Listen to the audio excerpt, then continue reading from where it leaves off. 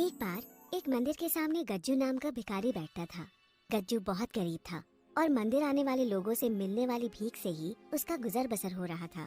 रहने के नाम पर गज्जू के पास झुग्गी बस्ती में एक टिन की कोठी थी, जिसमें मुश्किल से 2 आदमी रह सकते थे। गज्जू की जिंदगी में तो जैसे सुख लिखा ही नहीं था। गर्मी में वो टिन की कोठी इतनी गर्म हो जाती कि रोटी रख दो तो वो भी सिक जाए, और जाड़े में इतनी ठंडी कि बर्फ भी गर्म लगे। इन सब से परेशान गज्जू हमेशा अपनी किस्मत को कोसता रहता था। ऐसे ही एक गर्मी की रात गज्जू अपनी टिन की कोठी में बैठा था। एक तो जिंदगी में वैसे ही अच्छा खाना और अच्छे कपड़े नसीब नहीं है, ऊपर से ये टिन का डब्बा। अरे यार, कितनी गर्मी है यहाँ। पता नहीं इस फकीर की किस्मत पलटेगी भी या यूं ही भीख मांगते मांगते और इस टिन के डिब्बे में सड़ते हुए निकल जाएगी। गज्जू का अपनी किस्मत के ऊपर से पूरी तरह से भरोसा उठ चुका था कि तभी उसकी जिंदगी में कुछ अच्छा हुआ। सरकार ने गरीबों के घर में मुफ्त बिजली देने का आदेश दे दिया, जिसके चलते गज्जू के घर में भी बिजली कनेक्शन हो गया। लेकिन उस बिजली का गज्जू क्या करता? उसके पास तो ऐसा कोई सामान ही नहीं था जो बिजली से चलता हो। एक तो वैसे ही गरीबी गज्जू का मजाक बना रही थी, ऊपर से इस बिजली कनेक्शन ने गज्जू को और चिड़चिड़ा कर दिया। हे भगवान, ये कैसा मजाक है? ये तो तू मेरी गरीबी का मजाक उड़ा रहा है। इंसान क्या कम था मजाक उड़ाने के लिए, जो तू भी मेरा मजाक उड़ा रहा है? अरे जब कोई बिजली से चलने वाला सामान ही नहीं है तो मैं इस बिजली कनेक्शन का क्या करूँगा? गज्जू की आंखों से आंसू निकल आए, लेकिन उसने अपने आंसू पोंछे और फिर से भीख मांगने निकल गया। गज्जू की कोठी से मंदिर तक के रास्ते में एक कबाड़ खाना पड़ता था। वैसे तो गज्जू इस दुकान की तरफ मुड़ के भी नहीं देखता था, लेकिन आज अचानक उसकी नजर कबाड़ खाने की ओर चली गई थी। असल में आज गज्जू को उस दुकान के कबाड़ में एक टूटा फ्रिज दिखाई पड़ गया। बिजली तो उसके घर में आ ही गई थी, इसलिए गज्जू एक बार अपनी किस्मत आजमाने उस कबाड़ खाने की ओर बढ़ चला और जल्दी से कबाड़ खाने पहुंच गया, जहां कबाड़ी अपना सामान सजाए बेच रहा था। अरे भाई, कितने का लगाए हो फ्रिज? भैया जी 50 रुपए एक दाम।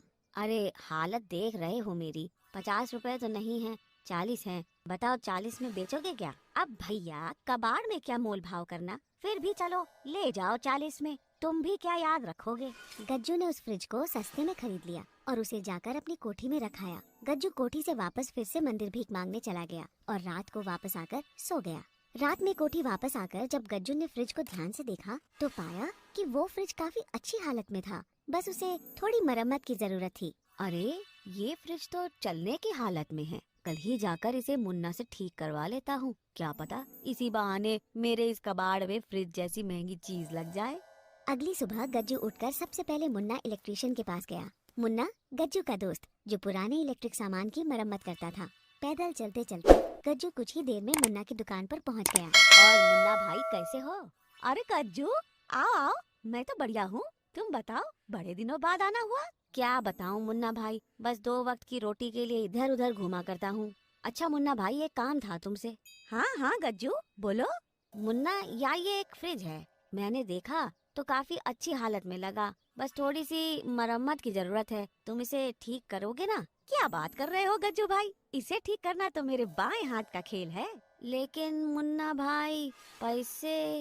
अरे तू तो अपना यार है, तुझसे क्या पैसे लेना। नहीं नहीं, गज्जू किसी का हक नहीं मारना चाहता, मेरे पास 50 रुपए हैं, अभी के लिए तुम यही रख लो। मुन्ना ने गज्जू से पैसे ले लिए। गज्जू भाई, तुमने अपुन को इज्जत दिया, अब अपुन तुम्हारे फ्रिज को बिल्कुल लल्लन टॉप बना के तुम्हें देगा। गज्जू बहुत खुश हो गया और मुन्ना को फ्रिज देकर दोबारा भीख मांगने मंदिर के नीचे जाकर बैठ गया। रात को जब गज्जू भीख मांगकर मंदिर से वापस आ रहा था तो सबसे पहले मंदिर में भगवान के सामने हाथ जोड़कर खड़ा हो गया।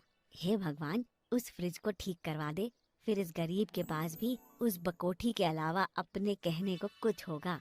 इस फकीर की फकीरी को दूर कर दे भगवान। गज्जू ने झुककर भगवान को प्रणाम किया और वापस मुन्ना की दुकान की ओर चल दिया।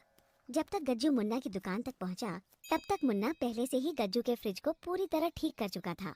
मुन्ना ने उस फ्रिज को ठीक करके बिल्कुल नए फ्रिज जैसा चमका दिया था। उस फ्रिज को देखकर गज्जू बिल्कुल दंग रह गया। क्यों, क्या कहा था मुन्ना? बिल्कुल लल्लन टॉप बना दूंगा इसको, लो ले जाओ। गज्जू मुन्ना का शुक्रिया अदा करके उस फ्रिज को घर ले आया। घर आते ही उसने उस फ्रिज को लाकर चालू कर दिया और उसमें एक कटोरा पानी भरकर रख दिया। इसके बाद गज्जू खाना लेने चला गया। वापस आकर खाना खाने के बाद बची हुई एक रोटी गज्जू ने फ्रिज में रख दी और आराम से सो गया। अगली सुबह गज्जू ने पानी पीने के लिए जैसे ही फ्रिज खोला, उसके तो होश ही उड़ गए। असल में रात की जो बची हुई रोटी गज्जू ने फ्रिज में रखी थी, वो अब सोने की रोटी में बदल गई थी। अरे देवा, ये तो कमाल हो गया। ये फ्रिज तो जादू ही निकली। गज्जू उस रोटी को बार बार छू के देखने लगा, लेकिन उसे विश्वास नहीं हो रहा था। उस रोटी को गज्जू एक सोनार के पास ले गया और उससे उस सोने की रोटी को परखने को कहा। अरे भैया, ये तो बिल्कुल खरा सोना है, इसे मुझे बेच दो, जो कीमत मांगोगे वो दूंगा। अच्छा ऐसा है, तो लाओ 1 लाख रुपए इसके। गज्जू को हैरानी तब हुई जब सोनार ने खुशी खुशी रोटी के बदले उसे 1 लाख रुपए दे दिए। गज्जू 1 लाख रुपए पाकर खुशी से फूला न समा रहा था। उसने अपनी जिंदगी में इतने पैसे एक साथ कभी नहीं देखे थे, लेकिन गज्जू एक समझदार आदमी था। अब उसने उस फ्रिज में थोड़ा थोड़ा सामान रख के उसके सोने में बदलने के बाद उसे बेचकर काफी पैसा इकट्ठा कर लिया और उन पैसों से एक इलेक्ट्रॉनिक सामान की दुकान खोल ली। जल्द ही गज्जू की वो दुकान चल पड़ी और उसका व्यापार बढ़ने लगा। गज्जू ने मुन्ना, जिसने कम दाम में गज्जू का फ्रिज ठीक कर दिया था, उसके नाम भी एक दुकान खरीद ली। धीरे धीरे करके गज्जू ने इलेक्ट्रॉनिक सामान का बहुत बड़ा व्यापार खड़ा कर दिया और बहुत अमीर हो गया। अब उसके पास वो हर चीज थी जिसके लिए वो कभी तरसता था। एक बड़ा घर, महंगी गाड़ी, सारी सुख सुविधाएं और मुन्ना जैसा सच्चा दोस्त। एक दिन मुन्ना और गज्जू साथ खड़े अपनी दुकानों को देख रहे थे। यार मुझे समझ नहीं आया, आखिर तूने ये सब किया कैसे? यार मुन्ना, इसमें समझना क्या, तेरे हाथ ही मेरे लिए बहुत भाग्यशाली है। तूने जिस चीज को हाथ लगाया वो सोना बन गई। गज्जू की कही एक भी बात मुन्ना को समझ में नहीं आई और वो फिर से अपनी कामयाबी को देखने लगा। गज्जू की बात